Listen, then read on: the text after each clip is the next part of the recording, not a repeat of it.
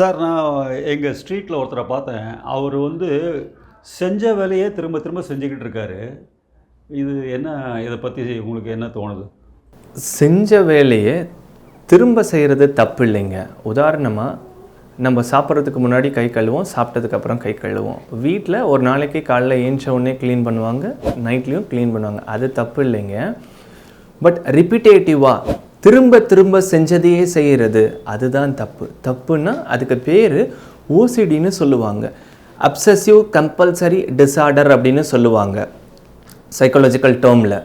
செஞ்ச வேலையை திரும்ப திரும்ப திரும்ப திரும்ப செய்கிறது. ஏன்னா அவங்களுக்கு அந்த வேலையில் ஒரு திருப்தி இருக்காது.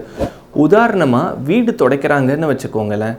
துடைச்சி முடிச்சிடுறாங்க, ஏதோ ஒரு இடத்துல ஒரு கரை இருக்குது, சரி திரும்ப துடைக்கிறாங்க அப்படின்னா தப்பு இல்லைங்க.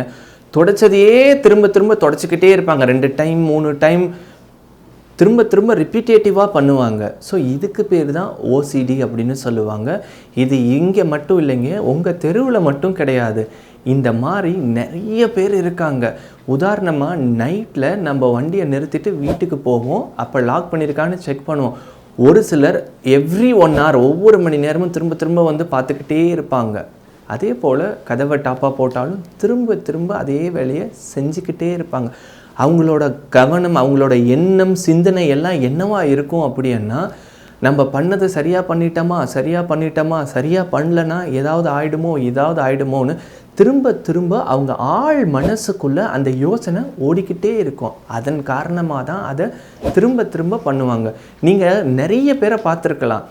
ஒரு ஹேண்ட் வாஷ் பண்ணுவாங்க, 1 நிமிஷம் பண்ணுவாங்க, திரும்ப திரும்ப அதையே ரிப்பீட்டேட்டிவாக தொடர்ச்சியாக பண்ணும் பொழுது அவங்க ஆள் மனசில் அது போய் பதிஞ்சிரும். எந்த ஒரு விஷயம் ஆள் மனசில் இருக்கோ அதைத்தான் நம்ம நம்புவோம், அதைத்தான் நம்ம செய்வோம். இது இங்கே இல்லைங்க. படித்தவங்க, படிக்காதவங்க, பிஸ்னஸ் பண்ணுறவங்க, ஏன் ஸ்டூடெண்ட்ஸு, எல்லாருக்கிட்டையுமே இந்த பிரச்சனை இருக்குங்க.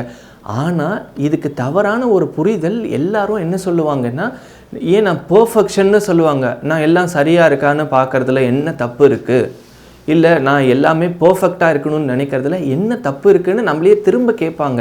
சரியாக இருக்கிறத தப்புன்னு சொல்லலைங்க, பர்ஃபெக்ஷனை இங்கே யாரும் தப்புன்னு சொல்லலைங்க. விச் இஸ் மீன் பை, ஒரு பர்ஃபெக்ஷன் அப்படிங்கிறது, வீட்டை நீங்கள் சுத்தமாக பெருக்கி ஒரு பொருளை வைக்க வேண்டிய இடத்துல வைக்கிறீங்க, வீட்டை ஒட்டனை அடித்து க்ளீன் பண்ணுறீங்கன்னா that is a perfection, neat and க்ளீனுங்க. அதில் யாரையும் தப்பு சொல்லலைங்க. வச்ச பொருளை திரும்ப மாற்றி எடுத்து வச்சுக்கிட்டே இருக்கீங்க இல்லையா, அதுதான் ஓசிடி அப்படிங்கிறது சொல்கிறதுங்க. சரிங்களா? ஸோ இந்த மாதிரியான நபர்கள் இருக்காங்க அப்படின்னா அவங்கக்கிட்ட கொஞ்சம் சொல்லுங்கள். ஒரு வேளை நீங்கள் திரும்ப திரும்ப பண்ணுறதுனால எதுவும் மாறப்போகிறதில்ல. 1 டைம் பண்ணாலும் அதுதான், 10 டைம் பண்ணாலும் அதுதான்.